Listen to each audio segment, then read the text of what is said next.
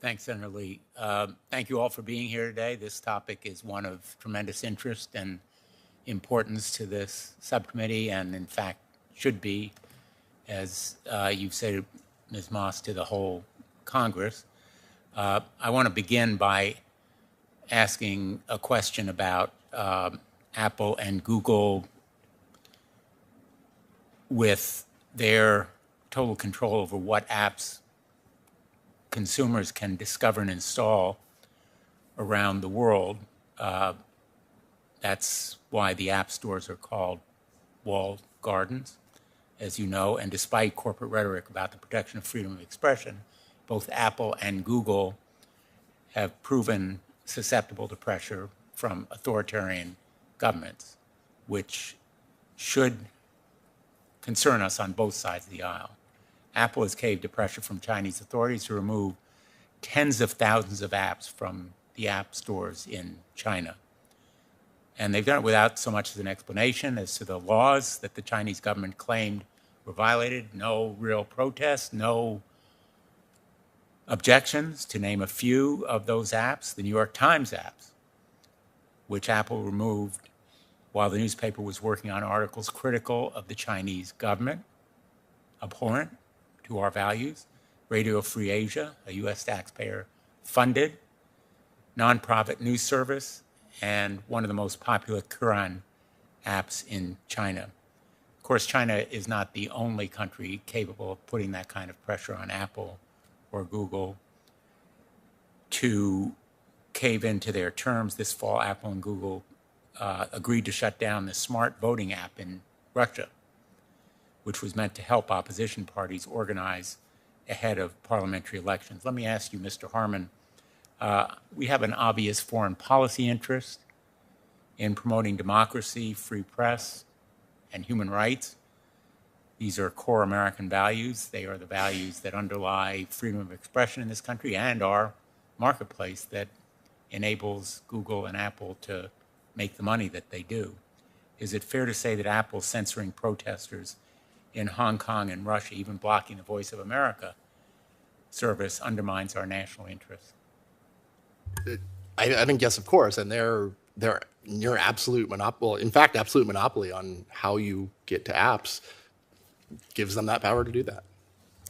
My time is limited, so I'll assume that everyone on this panel agrees, unless you would like to say something to the contrary. Thank you. As you all know, 2 decades ago, the Department of Justice and 20 attorneys general sued Microsoft over Windows dominance to undermine competitors in a new, important market, then very new, the internet. I was one of the state attorneys general. In fact, I helped to lead that group. One tactic from the Microsoft playbook of that time strikes me as particularly apt today. Microsoft's desire to collect a VIG for online commerce. I didn't use the word VIG at the time. Actually, it was used by a number of outside commentators. I'm going to put one in the record, James Rill, who referred to it at the time as a VIG. As you know, VIG is sort of a slang term. As a former U.S. attorney, I know well. Used by bookies, meaning they take a cut when they bring bettors together. In 1997, the Wall Street Journal, in this article, which I'm going to ask to be part of the record, if there's no objection. So be it. It'll be part of the record. Thanks. They, in effect, collected a VIG for every transaction over the internet that uses Microsoft technology. That's actually a quote from the article. Microsoft actually was never successful in that effort because of antitrust enforcement against the company by those state attorneys general and the Department of Justice. But since then, there have been years of lax antitrust enforcement.